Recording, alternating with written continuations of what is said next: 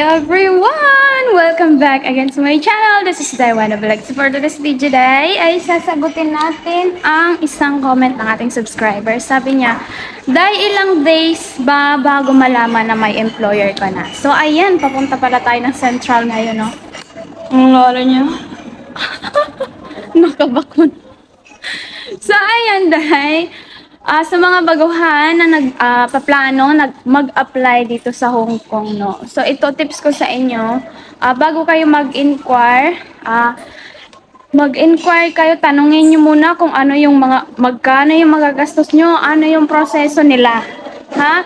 Kasi sa akin, Day, ito maganda sa agency ko na in-applyan kasi nga doon sa kanila ay employer muna bago ka mag-medical training, ganyan.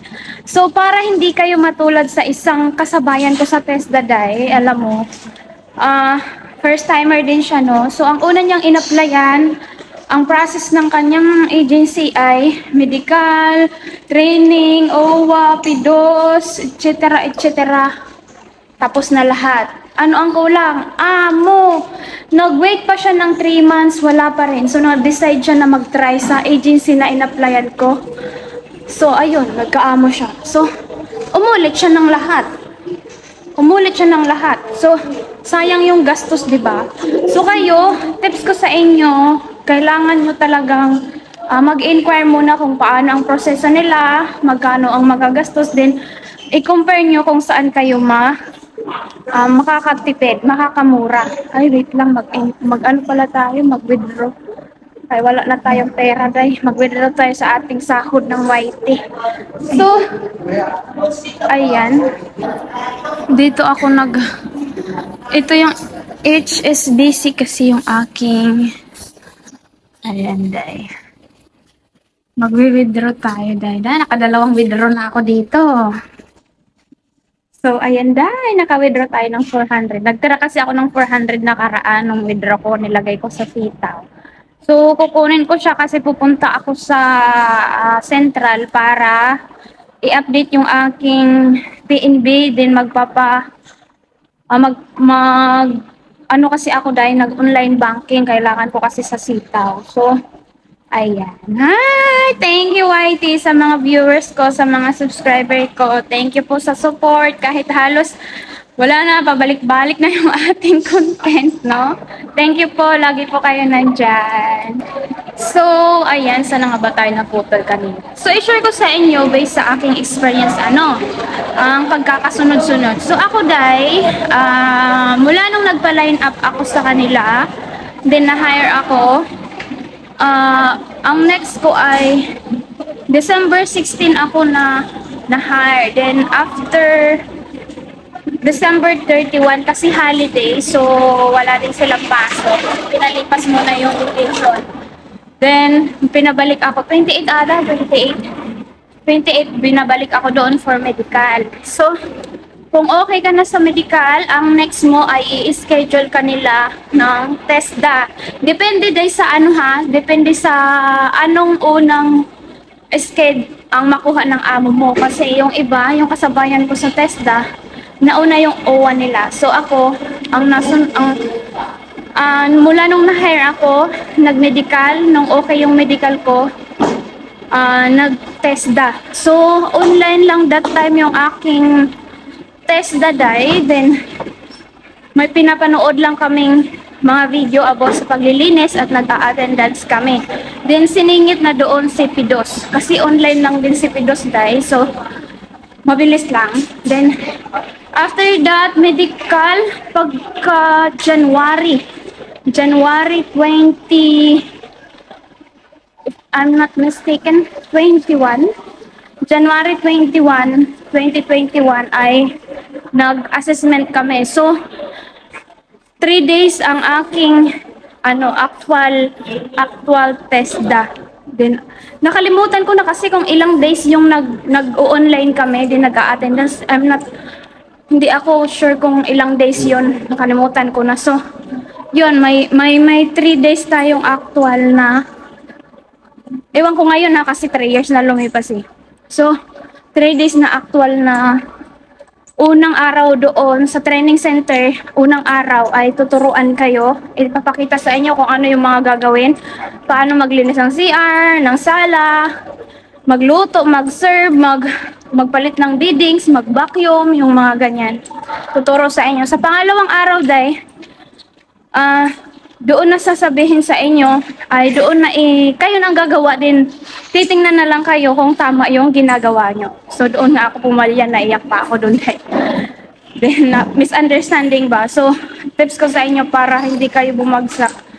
Kung halimbawa man, wag na lang daw sumagot ng kung etc. Wag na daw sumagot. Ako kasi sumagot ako that time. Tinanong ako kung sino daw nagturo sa akin sa bidding. So, sinabi ko yung pangalan nung nagturo eh. Ang sabi, hindi nagtuturo sa ganyan, ganyan, ganyan. So, wala na. Ang hirap mag-explain. So, nung pagkatapos ko nung Dubai na yon, Dubai kasi yung pinili ko. Tinatawag ako sa office niya. Sabi niya, gusto mo bang ibagsak kita? Ganito, ganyan, ganyan, ganyan, ganyan. Andun na, naiyak na ako kay 18,000 yon. Utang lang yon. Tapos ibabagsak lang ako na hindi ko naman talaga ginawa yung niya, sinabi niya na nagdadabog ako, ganito, ganyan. So, 60% daw kasi yung ugali ang i-grade sa atin. Then yung iba, yung kung paano tayo sumunod, nagagawa ba natin yung mga pinapagawa sa atin, yun. Then, iwasan nyo rin yung magsabi kayo na, hindi naman yan ginagawa sa abroad. Huwag nyo na akong tingnan, kahit di nyo kami tingnan, kaya na namin gawin, huwag daw yung ganun. So, kasi may bumabagsak sa ganyan. Then, ayun na nga, January 21, if I'm not mistaken, na-complete ko yung aking TESDA. Nakapasa ako sa TESDA din. Pagkatapos ng TESDA ay February 10, 11, 12, basta around like that. So, ang aming OWA, schedule ko yun ng OWA. So, ang nangyari day, imbis na 3 days yung OWA ko, naging 2 days na lang kasi natapat nga ng ng Chinese New Year. So, free siya. Naging 2. Then, after that, February, March, pagka-April pa ako nagkaroon ng flight. So, 1 week lang, nung nag-remedical ako, tinawagan ako na for remedical. Ayun, pagka-uwi ko lang sa bahay, day, sinabihan ako ng agency, chinat ako agad ng agency. Pagdating ko lang sa bahay, paghiga-higa ko, may message na. May flight ka na. 1 week na lang, day. Grabe. Alam niyo yung pakiramdam bilang baguhan, na hindi mo rin naisip na matuloy-tuloy yung pagpaprocess mo pa-abroad. So, alam niyo yun, excited, na iwan, hindi niyo talaga ma-explain na andun yung kaba, na andun yung lungkot kasi iiwan mo na ng tuluyan yung mga anak mo. So, I'm happy lang kasi, di ba? Nandito na tayo, 3 years na tayo. So, ayun guys, so sa mga baguhan dyan na nakakatuwa lang din sa comment kagabi tulad nung nag-live ako, sabi niya, dahil napapanood ko yung video mo, lumalakas yung loob ko. Then yung iba nandito na dahil sa video mo, dahil isa ka sa naging inspiration ko na nandito na ako, ganyan.